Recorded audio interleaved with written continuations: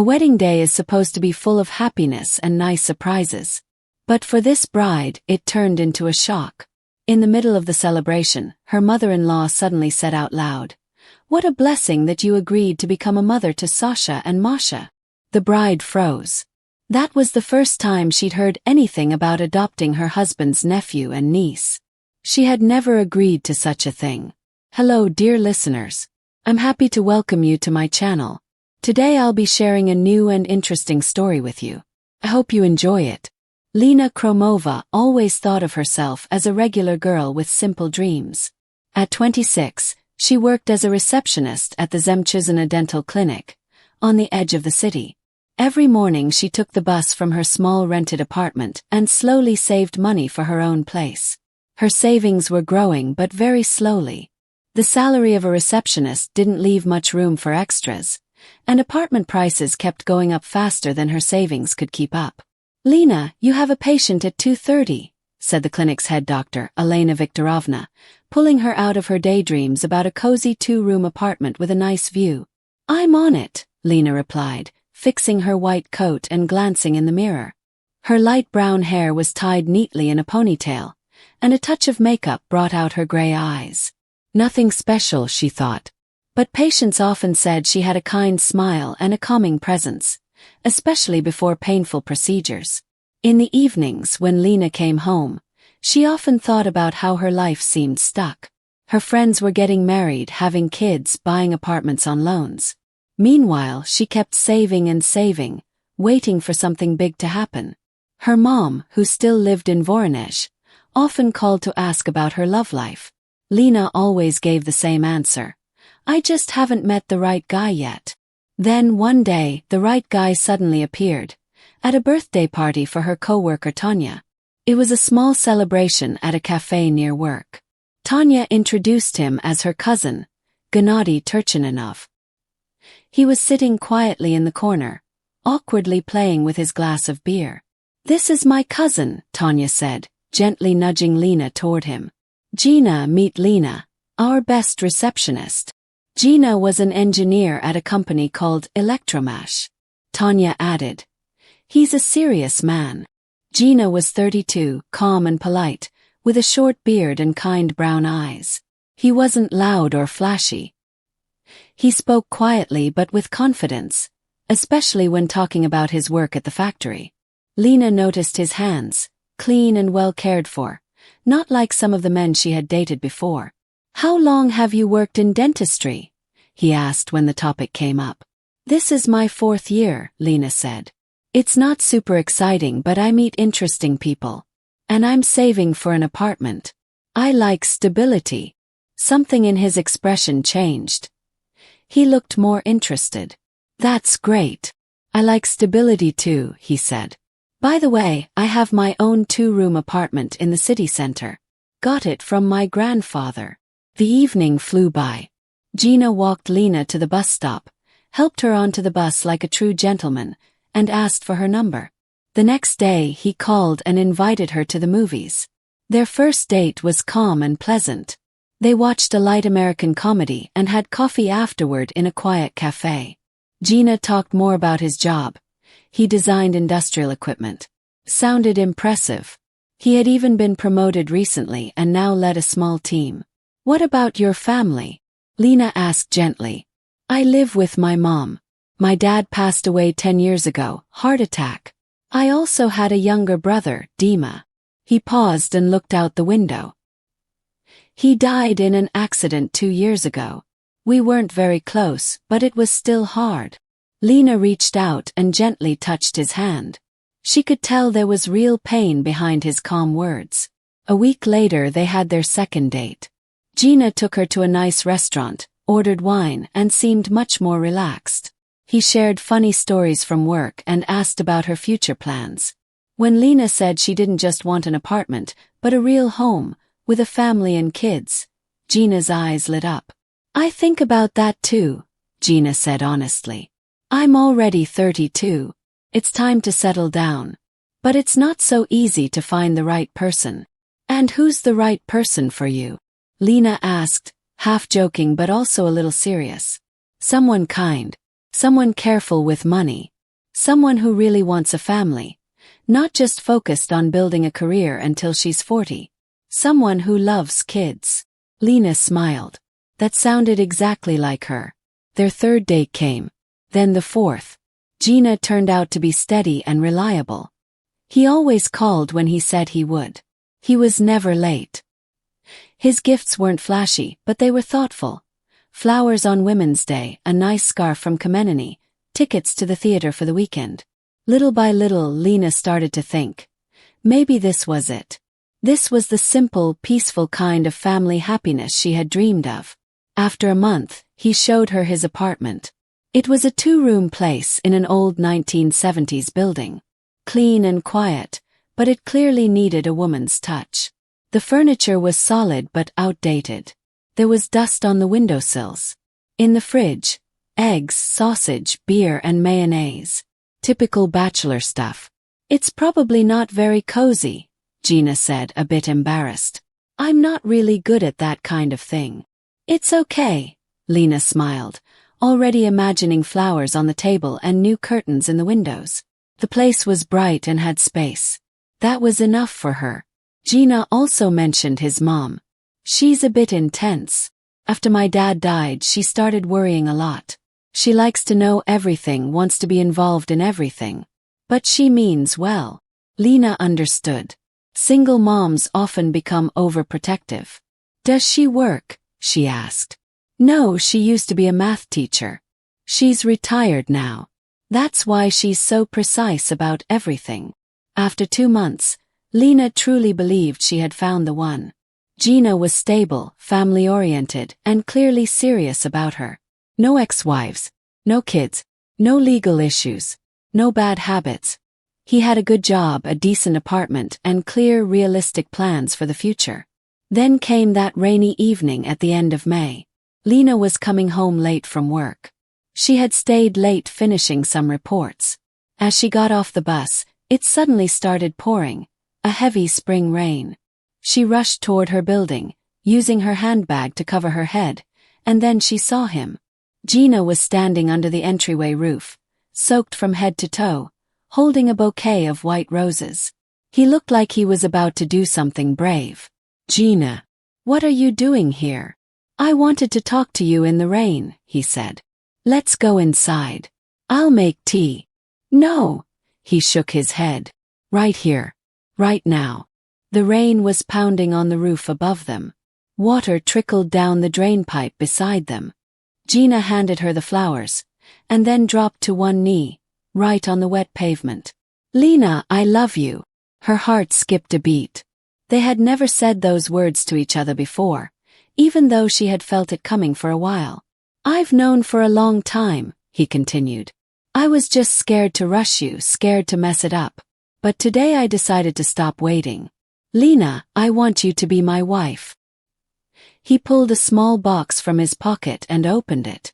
Inside was a simple ring with a small stone, not fancy but beautiful. Marry me, he said. I'll be a good husband. We'll have a real family, children, a warm home. You deserve that. Lina stood there, holding the bouquet, rain dripping down her face, tears mixing with the water. This was it. The happiness she had waited for. Simple, honest, no fireworks, but completely real. Yes, she whispered. Then louder. Yes, Gina. Yes.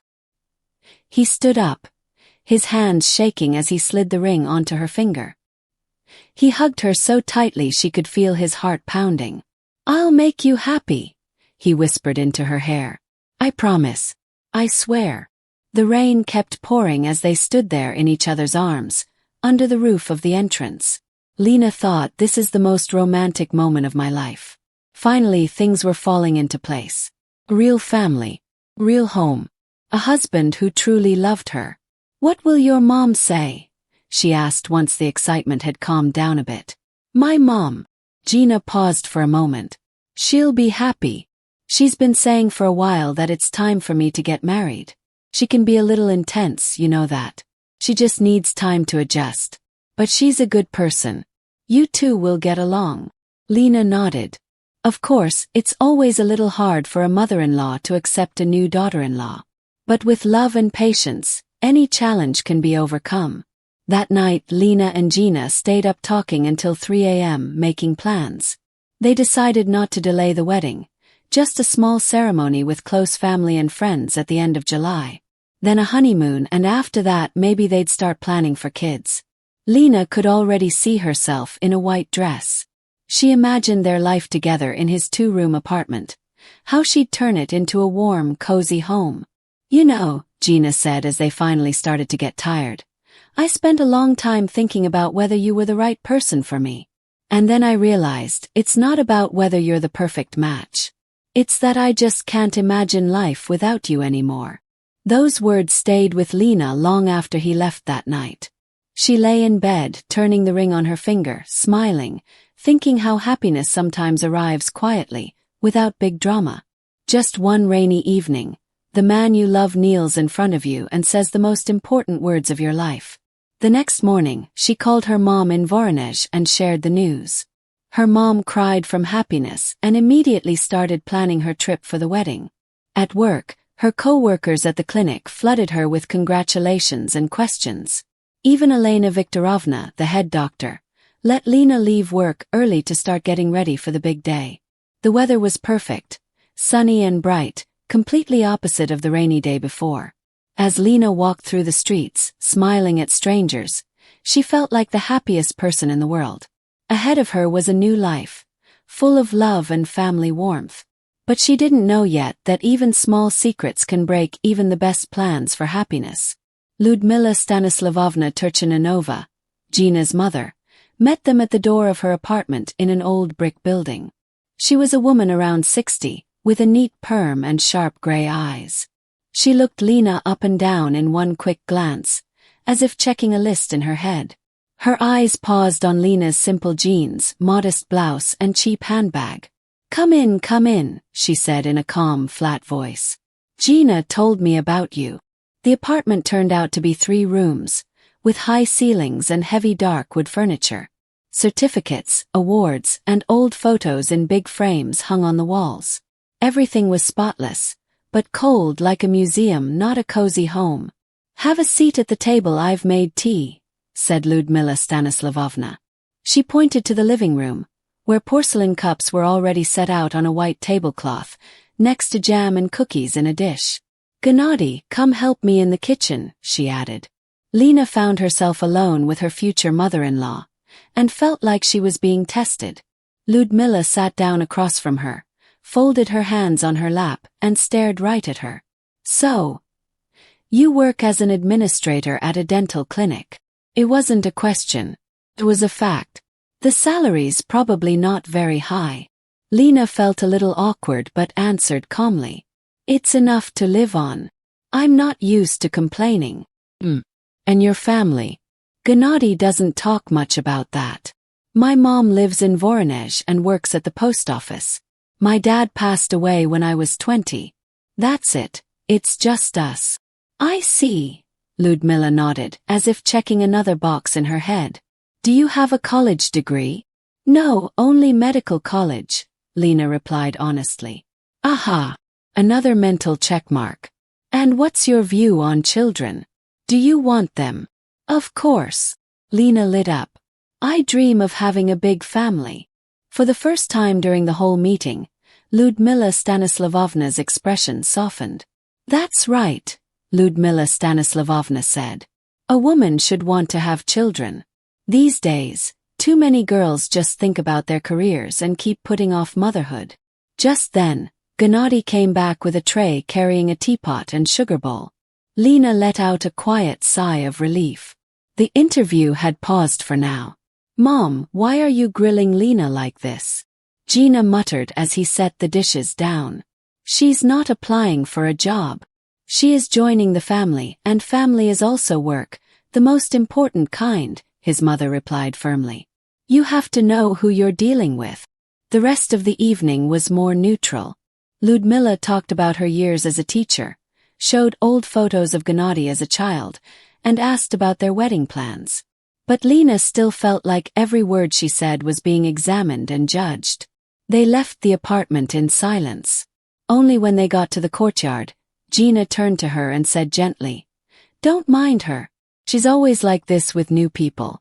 She watches carefully at first, but once she warms up, she'll treat you like her own daughter." Lina nodded, though a strange feeling had settled in her chest. There was something unsettling about his mother's behavior, but she couldn't quite explain what. A week later, Lyudmila Stanislavovna called Lina at work. "Alina, it's me, Gennady's mother. Do you have a moment to talk?" "Of course," Lina replied, setting aside her paperwork and bracing herself. "I was thinking," Lyudmila said, "maybe we could go somewhere and talk, just the two of us. We're going to be one family soon." They met at a small cafe near the Central Market. Lyudmila showed up in a formal suit, holding a small handbag, and immediately took control of the conversation.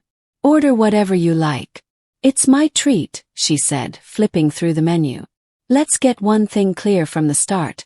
There should be honesty between us. I'm a direct person. I say what I think."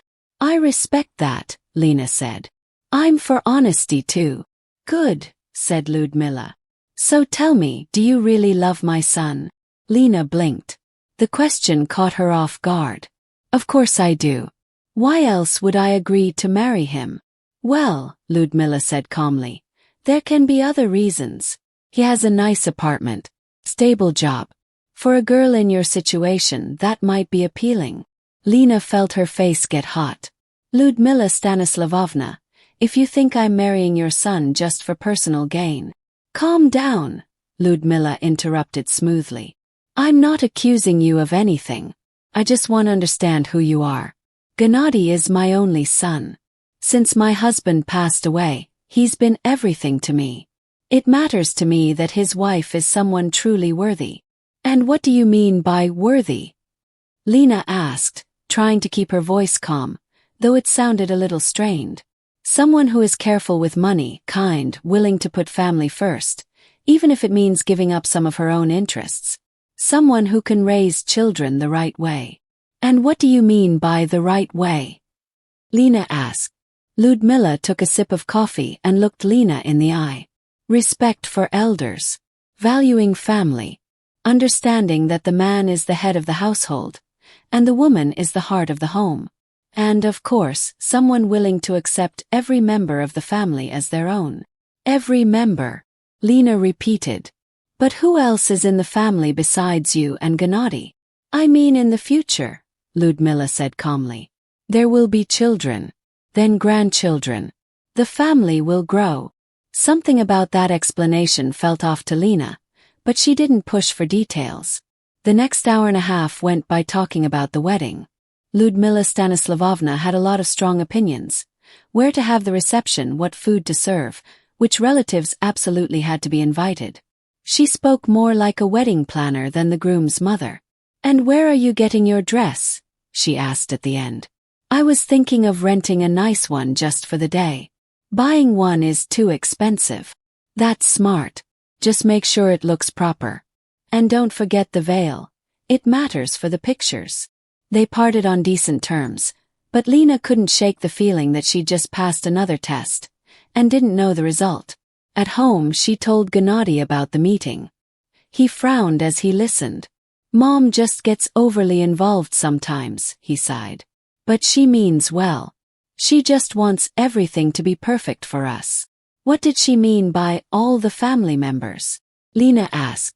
Gennady was quiet for a second, then shrugged. "Probably the kids will have someday. She really wants grandkids. She brings it up all the time." The wedding prep picked up speed. Lina booked the White Knights restaurant for 30 guests, picked a menu, hired a photographer. Lyudmila Stanislavovna kept calling with suggestions and changes.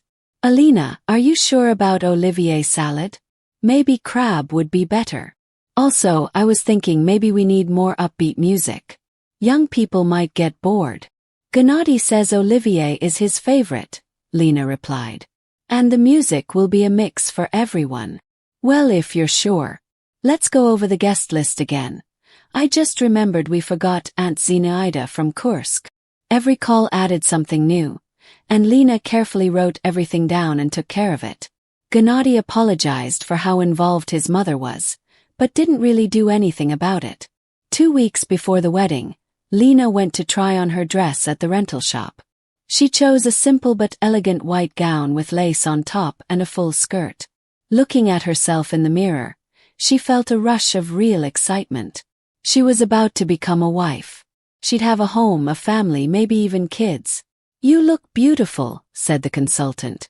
"Will you be wearing a veil?" "Of course." Lina smiled at her reflection. "What's a bride without one?"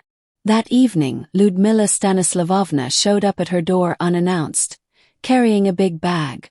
"Can I come in? I brought you something." Inside the bag was a family heirloom, heavy gold earrings with stones and a matching bracelet. "These belonged to Gennady's great-grandmother," she said seriously. "They're passed down to the eldest daughter-in-law.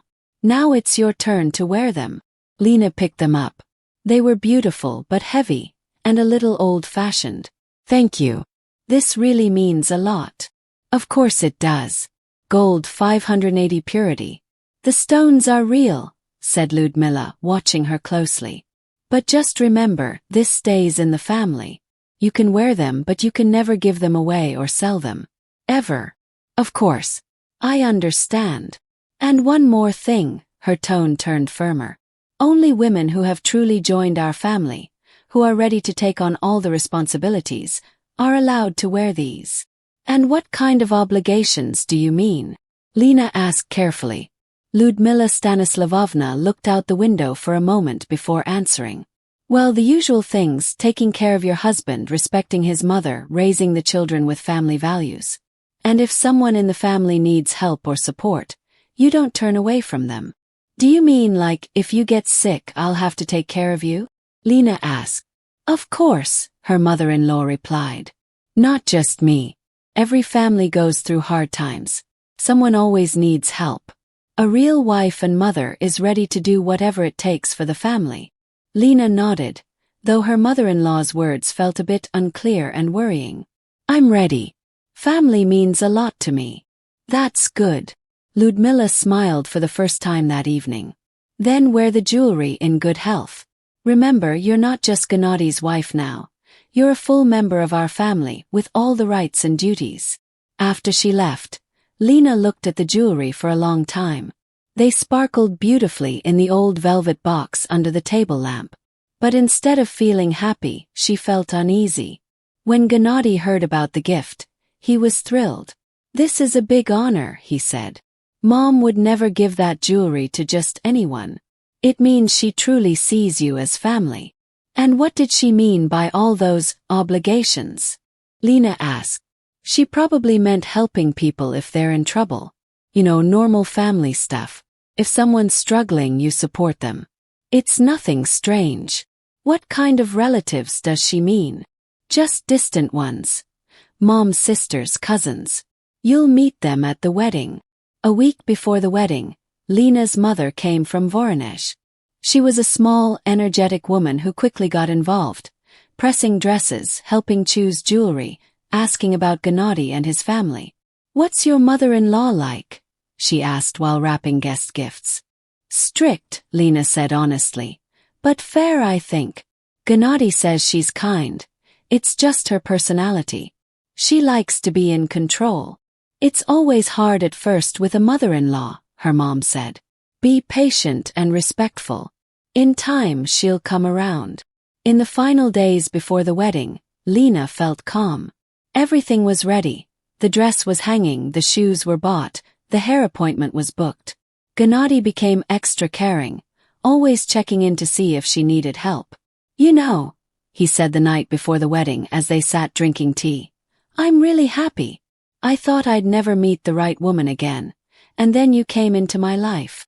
"And I'm happy too," Lina said, holding his hand. "Tomorrow our new life begins." "Yes, and I'll make sure you never regret choosing me." He said it looking right into her eyes, and Lina believed every word. Tomorrow she'd become his wife, part of his family, and start building the peaceful, loving home she always dreamed of. She didn't yet know that some family secrets stay hidden until the very last moment, and that sometimes the most important words are said only when it's already too late to turn back. The morning of the wedding was busy. Lina woke up at 6 a.m. to her alarm but hadn't slept well. Her dreams were strange, and she felt a weird anxiety she couldn't explain. Her mother was already in the kitchen making strong tea. "Wake up, my beautiful girl. Today is your big day," she called cheerfully. "The hairstylist will be here at 9. We need time to eat breakfast." Lina got up and looked out the window. The day looked warm and sunny. The clear July sky lifted her spirits. A good sign, she thought, pushing away the last of the night's uneasiness. The hairdresser Svetlana arrived right on time with a huge suitcase full of tools and makeup. While she worked on Lina's hair, curling it into an elegant style, Lina's mom was busy ironing the veil and checking everything for the 100th time. "Where's the groom? Hasn't he called?" Svetlana asked while spraying another strand of hair. "Gennady said he's getting ready at home with his friends," Lina replied. "Traditionally, we're not supposed to see each other before the ceremony at the registry office." "Right. Is your mother-in-law getting ready on her own too?" "Yes, she's at home. She said she'd come straight to the restaurant for the banquet." Ludmila Stanislavovna preferred to do everything on her own, saying the bride should spend the last hours with her own mother. Lina appreciated that. It felt like a thoughtful gesture. By 11 a.m., her hair was done. Lina looked in the mirror and barely recognized herself. The hairstyle and makeup made her look like a real bride.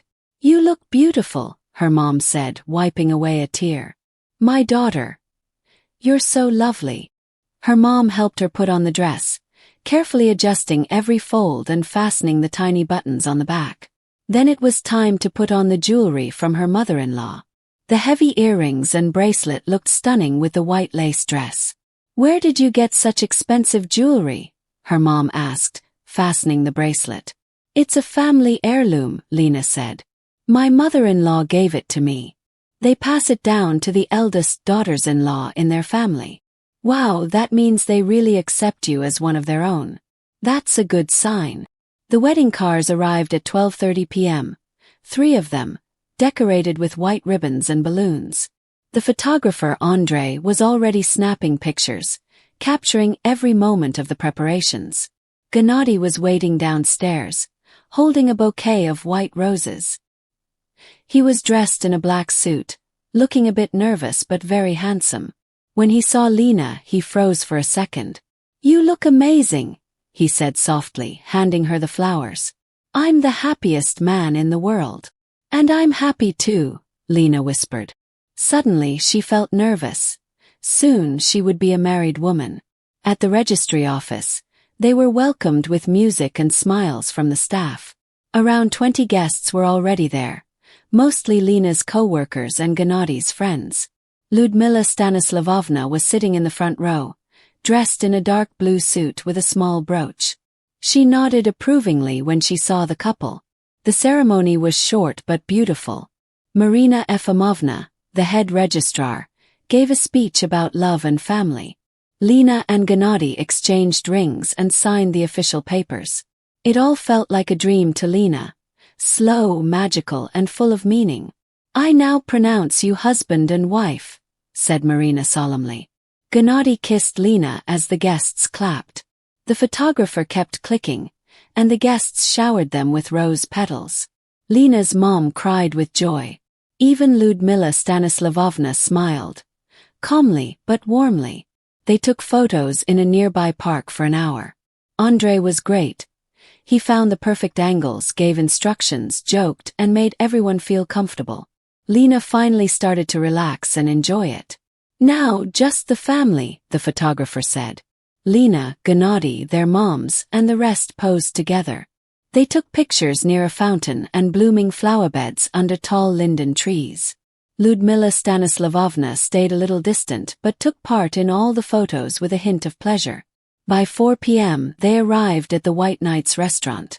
The cozy hall was beautifully decorated, white tablecloths, fresh flowers and balloons hanging from the ceiling. The restaurant manager, Natalia, greeted the couple with the traditional offering of bread and salt. "Welcome to our restaurant. May your life together be as sweet as this bread, said the host with a smile. The guests took their seats at the tables. Lina looked around the room. Everything was just like she imagined. Simple but beautiful. Family, friends, nice decorations, and a happy atmosphere. The host, Victor, was experienced and funny. He introduced the guests, led the first toasts, and organized some light games. Everyone started to relax and have fun. The food was a hit. The Olivier salad that Gennady really wanted was the first to disappear. The hot chicken with potatoes was also popular. But of course, Lyudmila Stanislavovna still found something to complain about. The potatoes are a little dry, she said to Lina's mother. And the chicken could have been more tender. Restaurants used to cook better than this. I think everything is great, Lina's mom replied kindly. What matters is that the newlyweds are happy. By 6 p.m., the guests were feeling cheerful. The wine helped loosen people up. Conversations started flowing between tables. Lina's co-workers told funny stories from work, and Gennady's friends shared stories from his bachelor days. Everyone was laughing, drinking, and enjoying the soft background music. Lina felt like a princess. Her beautiful dress, fancy hairstyle, and the way people looked at her. It all felt like a dream. Gennady sat beside her, holding her hand and whispering sweet things. He felt like the perfect husband on the perfect day. This wedding is exactly how I imagined it, Lina told him between toasts. And it's just the beginning, he said, kissing her hand. Our whole life will be just as wonderful. At 7 p.m., the host announced a short break before dessert. Some guests went outside to smoke, some went to the restroom, others stretched their legs. Lina used the time to touch up her makeup and hair. In the restroom, she ran into her colleague Tanya, the same one whose birthday party Lina met Gennady at. Lina, you look amazing, Tanya said. Like a real queen. And the way Jenka looks at you. He's so in love. Thank you, Tanechka. I'm so happy. Everything turned out just like I dreamed. And that's great. My cousin is a good guy. A bit of a mama's boy maybe, but you're strong, you'll manage. What do you mean? Lina asked. Tanya paused. Oh, nothing serious. Just. Aunt Luda always had a big say in his life. After Uncle Volodya passed, she started making all the decisions for him. But now he has you. Things will change. Lina nodded, not thinking too much about it.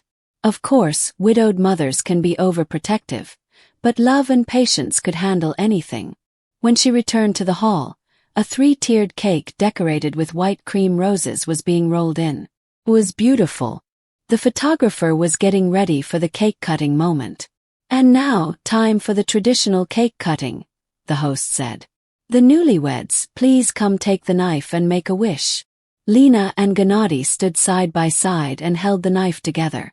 The room went quiet as all eyes turned to them. Make a good wish, Gennady whispered. I wish we're always this happy, Lina whispered back. They cut the cake while the camera clicked and the guests clapped. It all looked and felt magical. After dessert, the host announced that anyone could give a toast.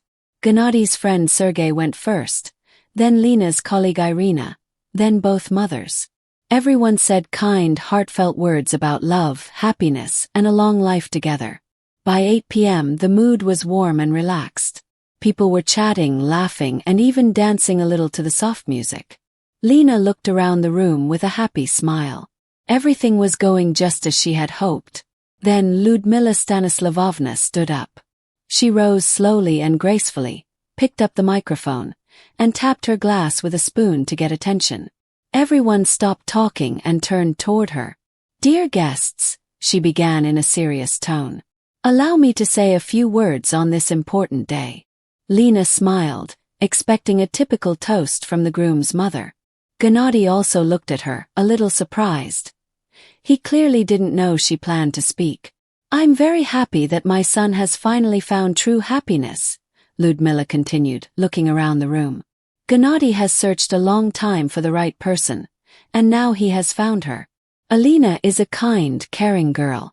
I'm sure she will be a wonderful wife and mother. The guests nodded in agreement. Lina felt warm and proud. Finally, her mother-in-law had openly accepted her.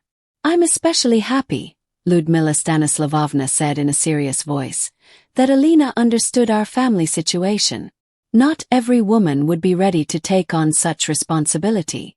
Lina suddenly felt uneasy. What responsibility? What is she talking about? "I want to raise a toast to our new daughter," the woman continued, "who, with an open heart, agreed to become a mother to Sasha and Masha." Lina felt like the world stopped. Become a mother to Sasha and Masha? Who are they? What is she saying? The room filled with applause. Guests stood up, clapping and cheering. Some even cried. "What a kind woman," someone said. "The children are lucky to have her." Lina sat there, frozen, smiling stiffly while her hands and feet turned cold. Next to her, Gennady turned pale, but said nothing. He didn't stop his mother. Lyudmila Stanislavovna kept smiling, accepting congratulations. Lina stood up and said quietly, "Excuse me, I need the bathroom." She walked slowly across the room, her legs shaky. Behind her, she heard excited voices. "How old are the kids?" 8. "Oh, that's a tough age, but what a wonderful thing to do. They're twins, right? A boy and a girl. The grandmother is lucky. Now the young mom will help raise them." In the bathroom, Lina leaned on the sink and looked at herself in the mirror. The beautiful bride stared back, makeup perfect, hair elegant, but her eyes were full of fear. Sasha and Masha, 8-year-old twins. Orphans. Living with Gennady's mom. And now she's supposed to be their mother. And she just found out today. At her own wedding. Her hands were shaking. She could barely turn on the water to wash her face. What does this mean? How could they hide something this important from me? They had asked her if she wanted kids. She had said yes, but she meant her own kids, not someone else's. The bathroom door opened. Her mother walked in. "Daughter, are you okay? You look so pale." "Mom," Lina said in a rough voice, "did you know about these children?" "What children?" her mom asked, confused. "Sasha and Masha. They say I'm supposed to be their mother now." Mom blinked, shocked. "I have no idea what you're talking about. What children?" So her mother didn't know either. That meant only Gennady and his mother knew. It was a secret. Trap. "Lina, tell me clearly what's happening," Mom said. "You're scaring me." "I don't understand it myself," Lina whispered. Then she took a deep breath and said, "Lyudmila Stanislavovna just told everyone that I agreed to become the mother of some children. But I only just heard about them for the first time." Her mom gasped and covered her mouth. "How is that even possible? Gennady never said anything." "Nothing. He only said his brother died in an accident. He never mentioned any kids." "Oh my God," her mom said, sitting down near the mirror. "What do we do now?" Lina didn't know. Her head was spinning. But she had to go back into the hall. The guests were waiting. The celebration was still going on. She had to smile, accept hugs, and pretend everything was okay. Inside, everything was falling apart. "Let's first try to understand what's going on," her mom said, trying to stay calm. "Maybe it's all a misunderstanding. Maybe your mother-in-law just said it wrong." They went back to the party. People were eating cake, chatting, dancing. Gennady sat at the table, looking serious, whispering something to his mother. When he saw Lina, he quickly stood up and walked over. "Lina, we need to talk," he said quietly. "Yes, we do," she replied coldly. "But not here." They stepped out into the restaurant hallway. Gennady looked nervous, tugging at his tie, not sure how to begin. "Look," he said, "I know this looks strange." "Strange?" Lina looked at him with disbelief. "Gennady, you have children you never told me about." "That's not strange, that's a lie." "They're not my kids," he said quickly. "They're my nephews. My brother Dima's kids. He and his wife died in a car accident 2 years ago. The kids have been living with their grandma. And I'm only hearing about this now. On our wedding day. In front of all the guests." Lina asked angrily. Gennady let out a long sigh. I wanted to tell you. I tried many times. But I was afraid you wouldn't marry me. And your mom. Did she know you never told me? She knew. She thought I had already told you. When she realized I hadn't, she said she'd explain it to you herself. I thought she'd talk to you before the wedding. But instead she made a public announcement, Lina said, her voice shaking. In front of everyone. Now I look like I agreed to something I didn't even know about. I can't say anything without ruining the wedding. Please, Lina, just listen, Gennady said, grabbing her hands. The kids are good. Sasha and Masha. They're twins, 8 years old. Smart, kind, polite. They just need a young woman to be like a mother to them. Stop, Lina said, pulling her hands away. Do you really think I'll agree to raise 2 kids I just found out about an hour ago? Why not? You said you love kids. That you dream of a big family. Lina felt like crying. Gennady, do you even realize what you did? You tricked me. You married me under false pretenses. I didn't trick you. I just waited too long to talk. You lied to me. For 6 months. And your mom helped you. Then Gennady's mother, Lyudmila Stanislavovna, appeared. She looked concerned. What's going on here? She asked. The guests are wondering where the bride and groom are. Lina turned to her. Please explain what that was in the hall. What children were you talking about? Her mother-in-law looked surprised. Sasha and Masha, of course. My younger son's kids. I thought Gennady told you everything. He didn't. I heard about them for the first time during your toast. Lyudmila gave her son a sharp look. Gennady, how could you not tell her? We agreed. I tried, Mom. I just didn't know how. You idiot, she muttered. Then she looked back at Lina. Well, now everything's clear.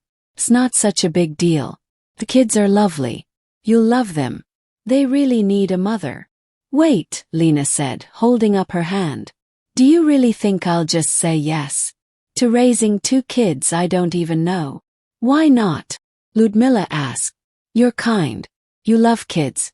And they're not strangers. They're Gennady's nephews. They are strangers to me, Lina replied firmly. I never agreed to become their mother. But you married Gennady, her mother-in-law insisted. That means you joined our family. And in our family we help each other. What obligations? Lina asked. No one told me about any obligations. Lyudmila pointed to the bracelet on Lina's wrist. When I gave you the family jewelry, I said women in our family always help those in need. You spoke in hints, not clearly, Lina said. I thought Gennady had already explained everything. Lyudmila sighed. Well, now everything is out in the open. The kids are waiting at home. They're excited. Sasha made a drawing for you, and Masha learned a poem. Lina felt like the floor was falling out from under her. The children already knew about her. They were preparing to meet her. But she didn't even know what they looked like or anything about them. Lyudmila Stanislavovna, she said slowly. I'm not ready for this. It's too serious to decide right now. What is there to decide? Her mother-in-law said. They're kids. They need a mom. You're Gennady's wife, so you're their mom now. Nothing about this makes sense to me, Lina said, almost shouting. I need time to think, to understand. Time. Lyudmila frowned. And what about the kids? Should they wait until you finally make up your mind? They've been without a mother for 2 years. But I'm not their mother. Then who is? Lyudmila snapped. I'm old. It's hard for me. Gennady is at work all day. They need a young woman who will love them and raise them. But not me. Lina stepped back. She didn't agree to this. Lyudmila Stanislavovna straightened up and looked at her coldly. Alina, what you're saying is very hurtful. Are you really so selfish that you won't help 2 orphan kids? I'm not selfish. I'm just not ready. And I have the right to decide for myself. What do you mean? You're married to Gennady. These kids are his family, so they're your family too. The conversation went nowhere. Lina realized she had been tricked by kindness and trust. That night, Lina woke up in a hotel room feeling like she had lived through a nightmare. Her head hurt badly, her mouth was dry, and memories of the evening came back in painful waves. Gennady was sleeping next to her, arms spread out. Even asleep, his face looked tired and tense. Lina got up quietly and went to the window. It was early morning. The city was just starting to wake up. Somewhere in Ludmila Stanislavovna's apartment, 2 kids were sleeping. They believed they would meet their new mom today. They had lost their parents 2 years ago and dreamed of a loving family. But Lina knew, she couldn't become their mother through lies and pressure. The night before had ended badly. After the conversation in the hallway, they returned to the party, but Lina couldn't pretend to be happy anymore. She sat at the table with a blank face, only replying politely to congratulations. Inside, she was full of anger and sadness. "Lina, my daughter, are you okay?" her mom asked during another toast. "You look so pale." "Nothing, Mom. I'm just tired." But her mom wasn't stupid. She knew something was wrong. When the banquet ended, she asked for the truth. Lina told her everything in the car on the way to the hotel. Her mom listened quietly. Her eyes got wider and wider. "My God, what is this?" she whispered. "How could they do that to you? What will you do now?" "I don't know, Mom. I really don't know." At the hotel, Gennady tried to explain. He said he loved her, that the kids were sweet, that they'd figure it out, that his mom just announced things too early. But now he said it couldn't be undone. "Why not?" Lina yelled. "You can tell the truth. That I never agreed to this. But the kids already know. Sasha spent all day drawing a picture for you. Masha put on her nicest dress. Lina, they're waiting. They're not my kids. I've never even met them. But you'll love them, I know you will. You have a big heart. My heart belongs to me. I choose who I love." They argued until 3 a.m. Gennady begged, promised that things would be okay, that his mom would help with the kids, that he'd take on more responsibility. He said this was just a test that would make their family stronger. For the first time in 6 months, Lina saw the real Gennady, a weak man who couldn't stand up to his mother, not even for his wife. He had agreed to trick her just because he didn't want to be alone. "You know what hurts the most," Lina said finally. "It's not even the kids. It's that you didn't trust me. You didn't think I deserved the truth. You decided to lie and control me instead. I didn't mean to trick you. You did mean to. For 6 months. And your mother helped.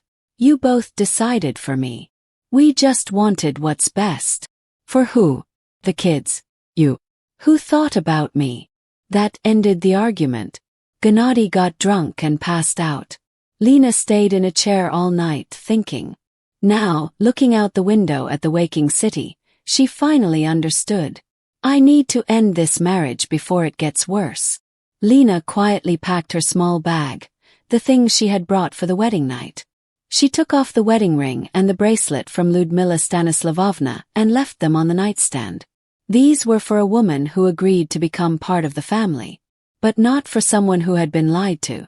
Gennady didn't even wake up when she left. He was still asleep, mumbling something in his dreams, probably having nightmares too. In the hotel lobby, Lina walked to the front desk. "Hi. I need to check out of room 327. Did something happen?" the receptionist asked kindly. She looked at Lina, still in yesterday's dress with red, tired eyes. "Yes," Lina said softly. "Something happened." The first thing Lina did was go home. She took off her wedding dress, hung it back up. She would return it to the rental later. She put on jeans and a blouse, washed off the makeup, and let down her hair. In the mirror, she saw a normal 26-year-old girl. Not a princess. Not a happy bride. Just Lina. Someone who made a mistake and was now ready to fix it. At 9 a.m., she sat in the office of lawyer Maxim Borisovich Shulgin. He had once helped her with her grandmother's inheritance. A short man in his 40s with calm gray eyes. He listened quietly. "I understand," he said after hearing her story. "It's a tough situation. But legally it's simple. You just got married yesterday. There's no joint property, no kids. You can file for divorce today. And how fast can it be done? Lina asked. If both sides agree, 1 month. If the husband objects, the divorce can take up to 2 months, said the lawyer. But no matter what, the marriage will be ended. He will object, Lina said firmly. And his mother won't stay quiet either. That doesn't matter, the lawyer replied. If one person wants a divorce, it will happen. It's only a matter of time. Maxim Borisovich took out a form and started filling it out. We'll write irreconcilable differences as the reason, he said. It's a neutral explanation. Though lying during marriage is also a valid reason. Let's go with irreconcilable differences, Lina agreed. She didn't want to make things messier than they already were. When can I file it? She asked. I'll come with you now, said the lawyer. I'll help you do everything the right way. When they got to the registry office, where Lina had just gotten married the day before, people were surprised to see her again so soon. Marina Efimovna, the woman who had registered the marriage, looked shocked.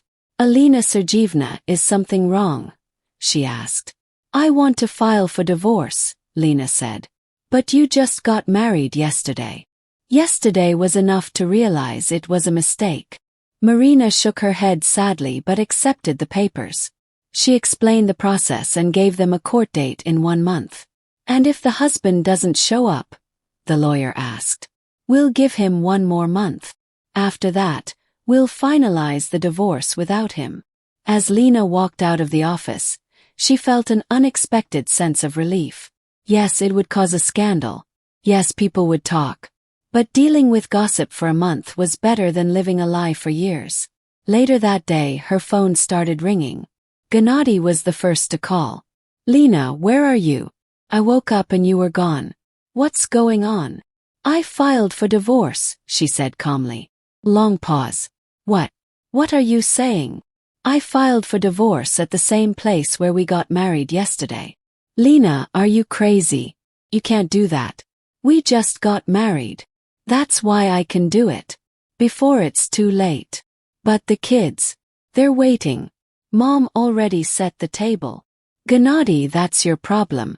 You should have thought about this before you tricked me. Please, let's meet and talk, he begged. There's nothing to talk about, Lina said.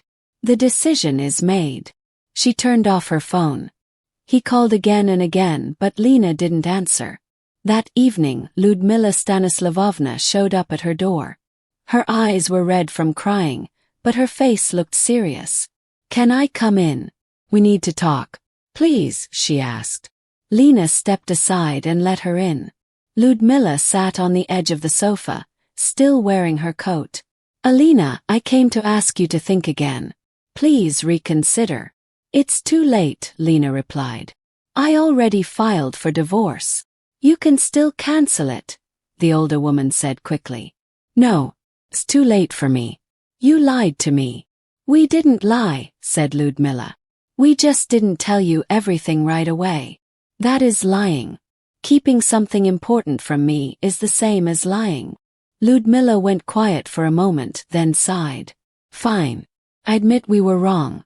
We should have told you from the start. But what's the point now? Kids know. They're waiting. Where are they now? Lina asked. At home, of course. Sasha has been asking all day when his new mom will come. Masha picked out the dress she wants to wear to meet you. Lina felt a wave of sadness, but quickly reminded herself it wasn't her fault. Ludmila Stanislavovna, I know the children need love. But not like this. Not by forcing me or lying to me. Then how? The mother-in-law asked, raising her hands. They're only 8 years old. Every day they ask why all the other kids have moms but they don't. I'm old now, it's hard for me to take care of them, said Ludmila Stanislavovna. Lina replied calmly. Then you should have told me the truth and asked if I was ready for something like this. Not just surprised me with it on our wedding day. Ask you. Her mother-in-law gave a bitter smile. And would you have said yes? Be honest. If you knew before the wedding that you'd be raising someone else's kids, would you have still married Gennady? Lina thought for a moment. I don't know, she admitted. Maybe not. But at least I would have had the choice. You see, her mother-in-law said quickly. That's why we didn't tell you. We knew you'd say no, and we couldn't let that happen. And the children? Lina asked. Don't they deserve a family that's built on honesty? Not on lies. Yes, Ludmilla said, but not at the cost of leaving them without anyone. Still not like this. Not by tricking me into it. Her mother-in-law stood up and walked around the room. Alina, I'll get on my knees if I have to. Just please don't destroy the family. These kids have already suffered enough. I'm not destroying anything, Lina said. I'm refusing to build a family on lies. That's all. We'll change. No more lies, I promise. We'll be open from now on. It's too late, Lina said firmly. I don't trust you anymore. Ludmilla stopped, looked her in the eyes and said in a low voice, You're a cruel woman, leaving two orphans like this for your own goals. I'm not leaving them. I never accepted them in the first place. And this isn't about ambition. It's about honesty. Honesty, Ludmilla scoffed. Big words. But really, you're just being selfish. Maybe I am, Lina said. But I have the right to be. Gennady will fight you, the older woman warned. He won't let you go so easily. That's his choice, Lina replied. But the divorce will happen either way. At the door, Ludmilla turned around and said coldly, And if he finds another woman, one who's ready to take care of the children, then he'll be happy, and so will they. So you don't care, she added. Lina didn't answer at first. Did she care? She loved Gennady, or at least she thought she did. I do care, she said slowly. But that's not enough to live in a lie. After her mother-in-law left, Lina sat in the kitchen drinking cold tea.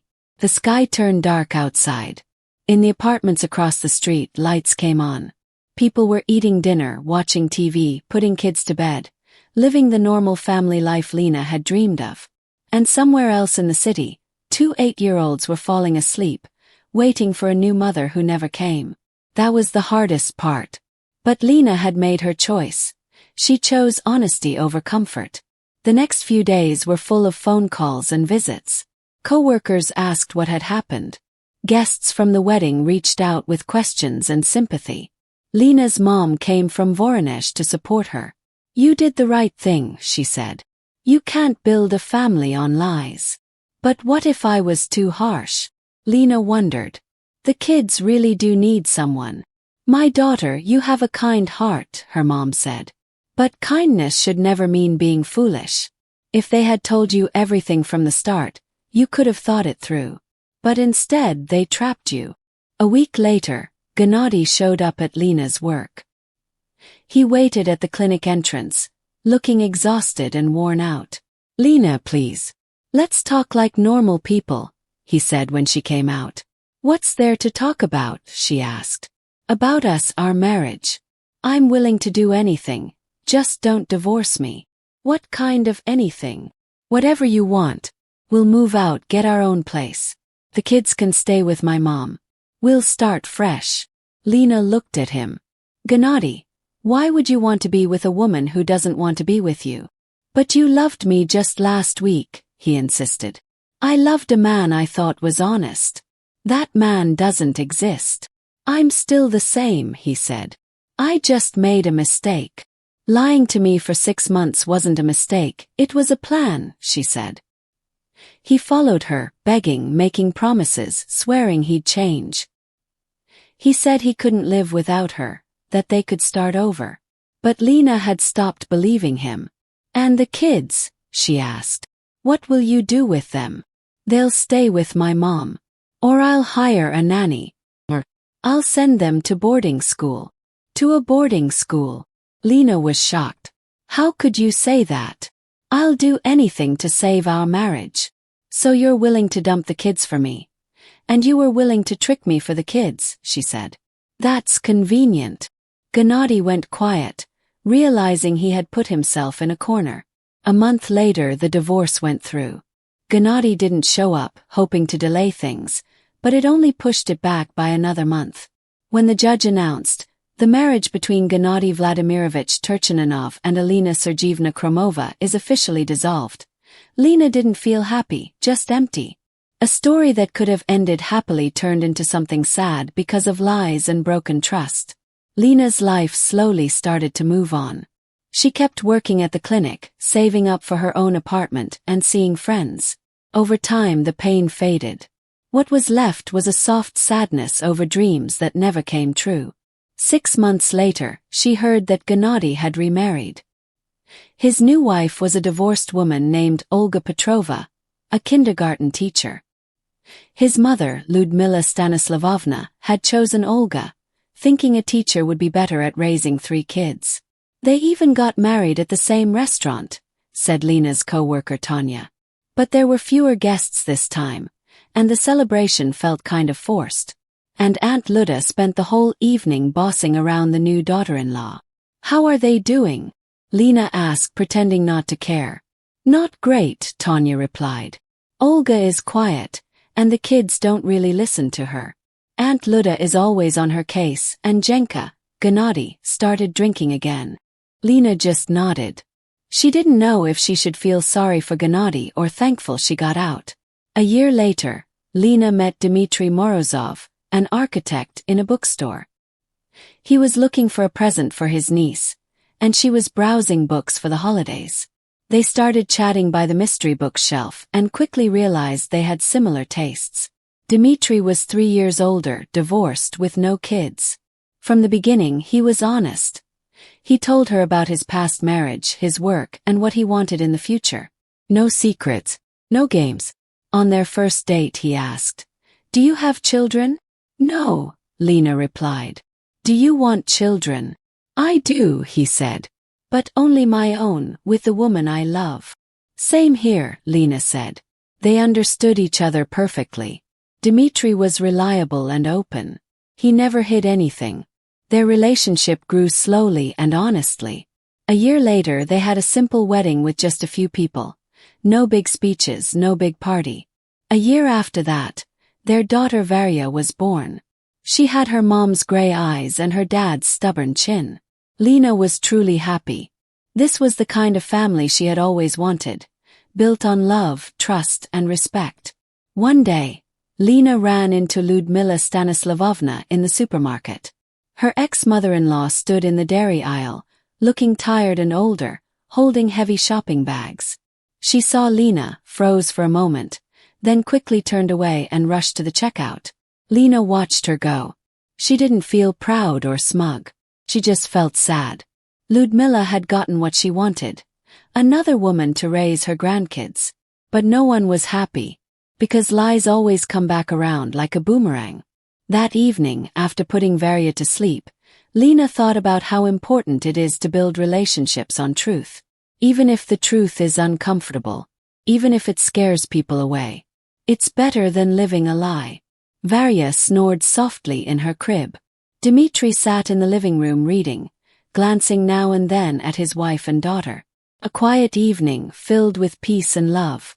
"You know," Lina said to Dmitry when they were alone, "sometimes I wonder what would have happened if I hadn't left back then." "And what do you think?" he asked. "That I made the right choice. You can't build a family on lies, no matter how good the intentions." Dmitry hugged her close. "I'm so glad you think that way. If you hadn't left, we'd never have met."